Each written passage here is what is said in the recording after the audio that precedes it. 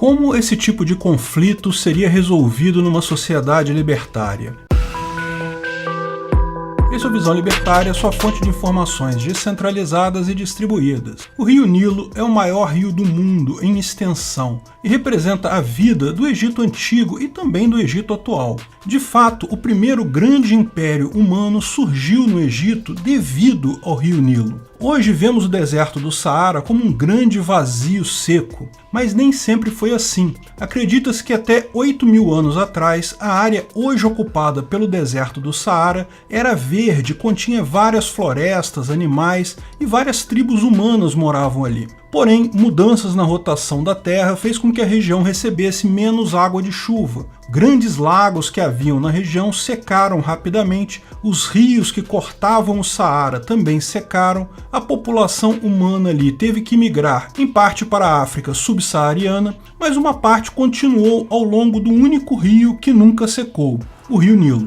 Porque, ao contrário dos demais rios do Saara que secaram, o Rio Nilo nunca secou? Bem, justamente devido à sua enorme extensão. O Rio Nilo deságua no Mediterrâneo, mas nasce em dois pontos distintos. Na região de Khartoum, no Sudão, o Rio Nilo se forma a partir de dois grandes afluentes. O Nilo Azul, muito mais volumoso, com origem no Lago Tana, na região alta da Etiópia, e o Nilo Branco, menos volumoso, mas muito mais extenso, cuja origem está bem ao sul, no Lago Vitória, entre Uganda, Quênia e Tanzânia. O Lago Vitória é formado aos pés do Monte Kilimanjaro, em parte pelo degelo das enormes geleiras desse e em parte pela chuva que é abundante nessa região da África. Assim, quase que por um milagre, todos os rios do deserto do Saara secaram, menos o Nilo. O Nilo continuou. E continuou como uma dádiva para aqueles que moravam por ali, porque com seu ciclo conhecido de cheias,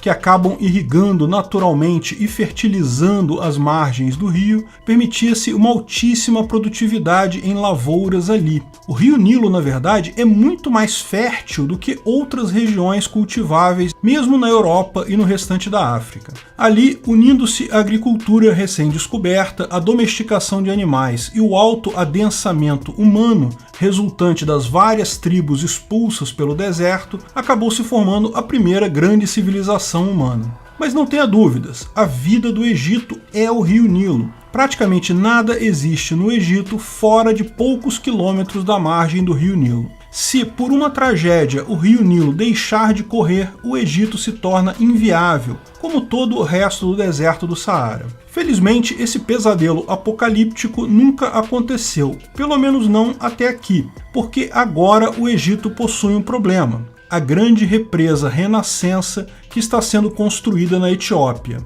A Etiópia é um país africano bastante afortunado. Ao contrário dos muitos vizinhos seus, ele possui muita terra agricultável, clima propício para a agricultura, abundância de água e muitos minerais. Ao longo da história, foi um dos poucos países africanos que nunca foi colonizado. A Etiópia, que antigamente se chamava de Abissínia, conseguiu resistir a tentativas da Itália e de outros países europeus que tentaram colonizar a área. O exército abissínio derrotou todos os exércitos europeus e continuou como um país independente, mesmo na época que a África era um loteamento de colonizadores europeus. Apesar dessa bela história e do solo fértil e rico em minerais e em água, a Etiópia não destoa tanto assim da pobreza e do subdesenvolvimento que acomete muitas regiões no entorno. O governo mais recente da Etiópia pretende mudar isso, tornando a energia elétrica abundante no país, com a construção de uma enorme hidroelétrica no Nilo Azul. Será a 7ª maior em produção de energia elétrica no mundo.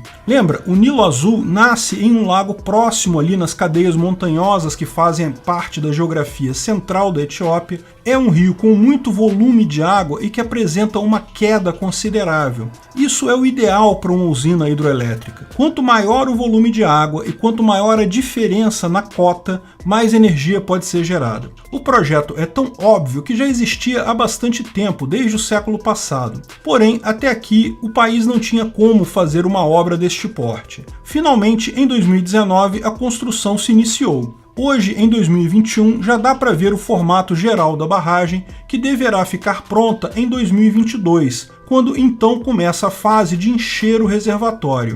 E aqui está o problema. Para encher a barragem, a Etiópia vai precisar reduzir a vazão do Nilo, talvez por vários meses em seguida. Os países que ficam a jusante do rio, ou seja, ficam depois da barragem, podem enfrentar problemas sérios, porque a região ali é muito árida, é muito seca. É só o rio Nilo que faz a diferença. O Sudão, o primeiro país após a barragem, e o Egito criticaram muito o projeto. Porém, finalmente, o Egito fechou um acordo com a Etiópia, um plano de enchimento da barragem apenas nos meses de cheia. Durante os meses de seca, a Etiópia se comprometeu a não encher a barragem. O Sudão continua reclamando e intransigente. Exige que a barragem não seja construída porque, segundo ele, a Etiópia não é dona do rio Nilo. Ele é patrimônio internacional. A Etiópia, por sua vez, alega que está fazendo obras no seu próprio território e a vazão final do rio Nilo não será muito afetada. Sim, existe algum temor de que a área maior de água no reservatório, numa região muito quente, possa aumentar a evaporação de água no rio Nilo e isso causar até uma diminuição do fluxo constante, mesmo após o reservatório cheio. Mas a Etiópia aponta que tanto o Sudão quanto o Egito também fizeram barragens no Nilo. E também lembra que uma parte do Nilo vem do Nilo Branco, que não será afetado em nada. Mas, como explicamos, o Nilo Azul é de onde vem a maior parte do fluxo. Lógico, tudo indica que será feita a saída negociada com o Egito, de encher o reservatório mais lentamente, apenas nos meses de cheia, e a coisa tende a se resolver. Mas cabe uma pergunta aqui. Em uma sociedade libertária, de quem são os rios? Podemos apontar que a solução estatal para isso é bastante complexa e ineficiente ao extremo, raramente ajuda em alguma coisa. Primeiro, pela óbvia limitação do Estado no espaço. Como o caso em tela mostra, de nada adianta você ter um monte de leis sobre como partilhar a água de um rio se o rio passa por mais de uma jurisdição, por mais de um ordenamento jurídico independente, por mais de um país. Mas mesmo rios que passam apenas em um ordenamento jurídico em um país, a situação é complicada e resolvida pelo Estado apenas com a solução padrão de exigir licenças para obras. O que ajuda sempre, no final das contas, o amigo do governo. O amigo do governo, se estiver querendo construir a barreira, vai ter licença para construir a barreira. Se o amigo do governo for quem está mais abaixo no rio, quem vai construir a barragem não recebe licença. No final das contas, não é necessariamente quem tem razão que ganha a disputa. Como padrão, esse é um problema que o Estado já não resolve. Está cheio de confusão por esse tipo de coisa em todos os lugares do Brasil, por exemplo, e que ficam sem solução mesmo. Porque a solução estatal é escolher um ganhador da disputa, o que não resolve disputa nenhuma. Como poderíamos resolver isso com a ética libertária? Vamos imaginar essa mesma situação numa escala muito menor. O seu Edinho tem um sítio ali no alto da montanha onde nasce o Córrego dos Crocodilos. O sítio do seu Silas fica logo depois na Baixada e por fim o córrego corta o sítio do seu Ramsés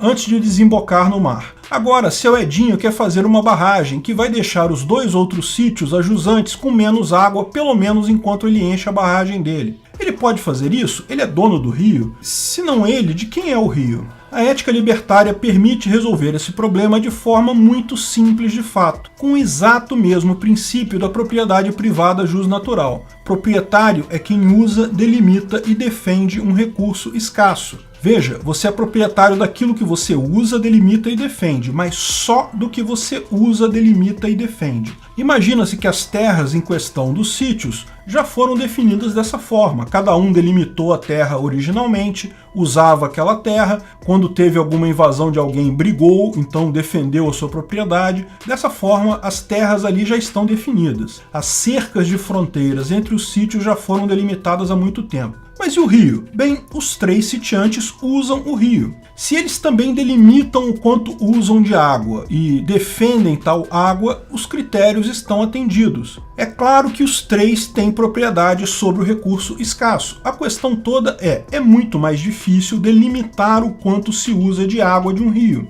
Já aplicamos esse mesmo princípio no caso do direito de passagem, quando explicamos por que é impossível na ética libertária uma propriedade interior ficar bloqueada por uma propriedade exterior. Você já passava por algum lugar para chegar na sua propriedade, portanto, você tem o direito de passagem. Propriedade é uso, delimitação e defesa. Se você já usava uma passagem bem delimitada, se você reclama quando tentam cortar a sua passagem por ali, você já atendeu os requisitos, aquela passagem é sua. O outro proprietário não pode te negar o direito de passagem. Ele pode te proibir de fazer qualquer outra coisa naquele caminho, afinal você não usava esse caminho para outra coisa, mas ele não pode te impedir de passar ali. Isso é um conceito, inclusive, bastante comum no interior. Também está até codificado no Código Civil brasileiro. Mas no caso do rio, quanto do recurso cabe a cada um? É 1/3 para cada um? Não, depende justamente de quanto cada um usa e delimita daquele recurso. Como você não tem uma delimitação clara, pode-se apelar ao uso. Mesmo que o último sítio diga que usa 100% do recurso, isso é falso, porque o volume do rio muda com o tempo. Na seca tem uma mínima, na chuva tem uma máxima. Existe uma mínima histórica na região. Além disso, existe uma grande quantidade de água que simplesmente acaba no mar, né? O rio desemboca no mar. Então, o fluxo do rio tem uma parte sim que não é usada, uma parte que, portanto, pode ser usada para apropriação primária, para um proprietário tomar posse daquela parte. No caso, de forma não surpreendente, a solução é muito similar à discutida entre os países. Quem está acima do rio pode conter a água para seus projetos, desde que não diminua o rio na sua vazão mínima já aferida pelos limites históricos demarcados. Por que a solução dos países foi a mesma da ética libertária? Por causa do fenômeno que eu já expliquei em outros vídeos. O mundo já vive no Ancapistão. Os países já se comportam como se fossem indivíduos dentro de uma ética libertária, porque não existe um superestado que mande nos estados. A ONU, o Tribunal Penal, tudo isso é sugestão.